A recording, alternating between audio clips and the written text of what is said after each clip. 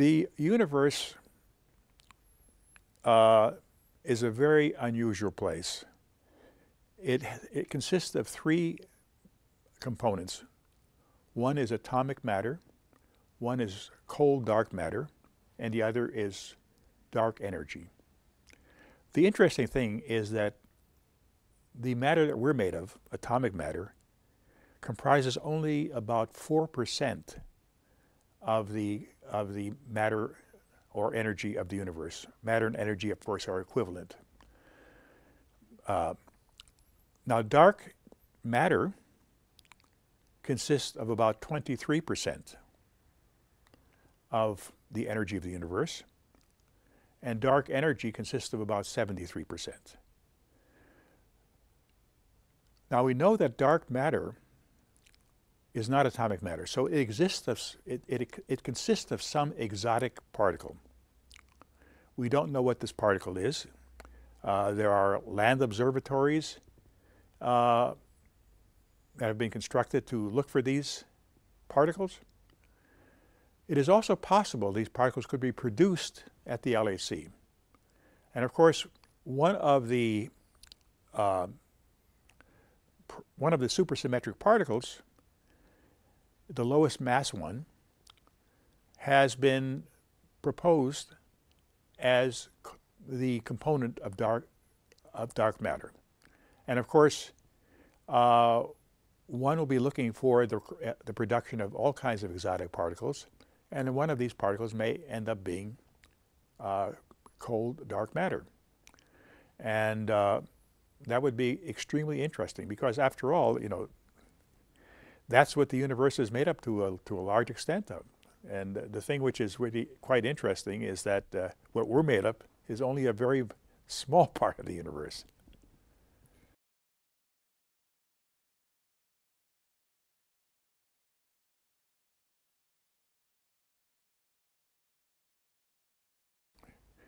Another great area that the LHC will investigate is the symmetry between matter and antimatter. If matter and antimatter were absolutely symmetrical, we would not exist. Because in the very early parts of the universe, right after the Big Bang, equal amounts of matter and equal antimatter were created. And if they annihilated, all you'd have would be forms of radiation, and you would have no matter whatsoever. And but we exist. So there has to be an asymmetry between matter and antimatter.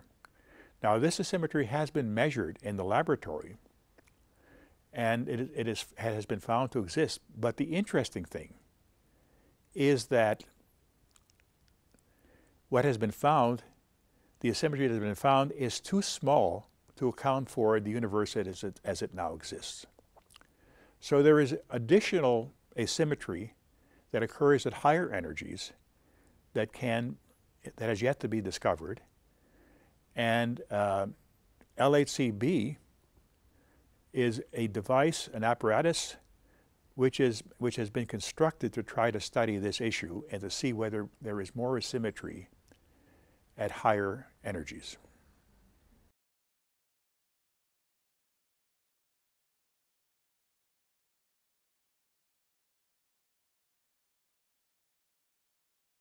Supersymmetry is a very interesting idea.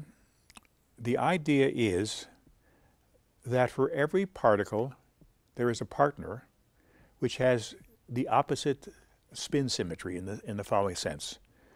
If you have a spin 1/2 particle, its partner is spin 0. If you have a spin 0 particle, its partner is spin 1/2. Now, supersymmetry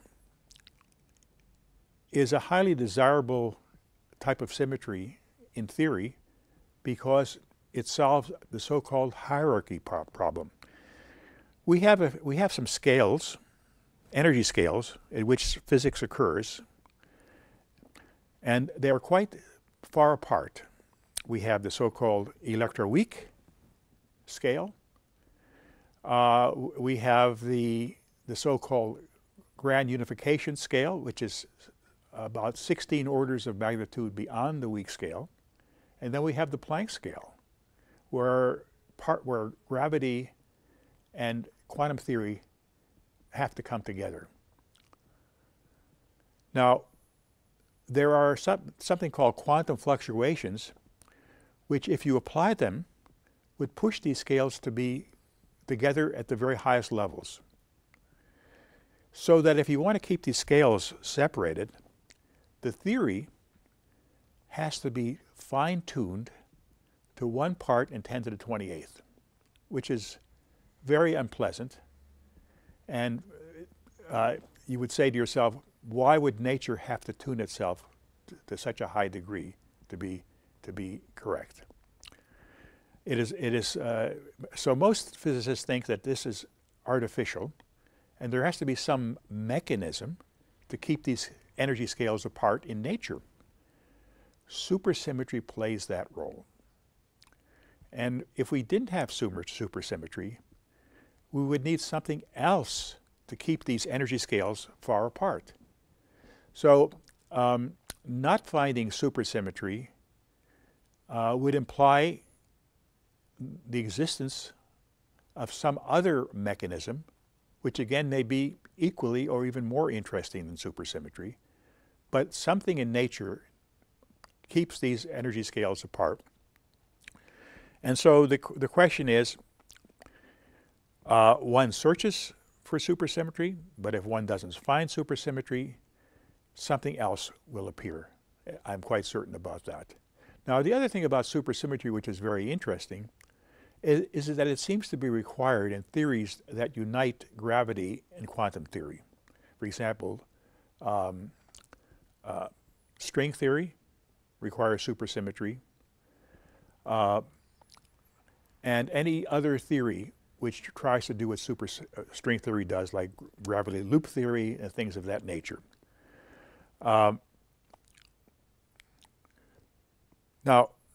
the one thing about supersymmetry is that it's a broken symmetry, because the supersymmetric particles do not have the same masses as their partners. And in the first approximation, it appears that to do the job of keeping the energy scales apart, one needs supersymmetric particles in the TeV range. And this is where LHC is looking. And so there is great hope that LHC may find evidence of supersymmetric particles. Of course, in some models, the supersymmetric particles are very hard to observe. They take a long time because they have unusual decay products or decay paths. But I think LHC will search for these things. But I also think that if the LHC does not find supersymmetry, it is very likely to find something else which is a surrogate for supersymmetry.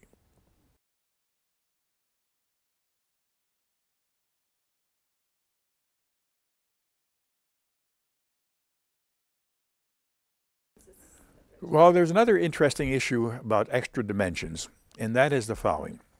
And it comes from the idea of string theory. String theory is a theory that tries to unite gravity and quantum theory. And of course, at the very highest energies, because energy has gravitational pull to it, at the very highest energies you get extremely strong gravitational forces on small objects. And therefore, the quantum world then enters into into gravitation, and you have the combination of gravity and quantum theory. Now, the interesting thing about string theory is that all viable theories seem to have extra spatial dimensions. Most theories have 6 extra dimensions, which is, of course, extremely interesting because you say, well, look, we only have 3 dimensions. We only observe 3, so where are the other 6? And so in string theory, they are rolled up into extremely small regions of the order of 10 to the minus 32 centimeters, which is incredibly small. You know, it's 15 orders of magnitude smaller than the upper limit of the size of the quark, which is quite small in itself.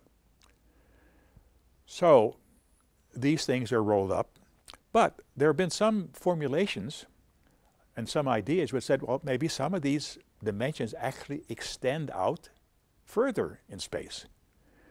And it turns out that if some of these dimensions extended out to about 10 to the minus 18 centimeters or so, the LHC would be able to see the effects of these extra dimensions. And that would be an extremely interesting result, to think that actually we have seen the effects of extra dimensions in our physics.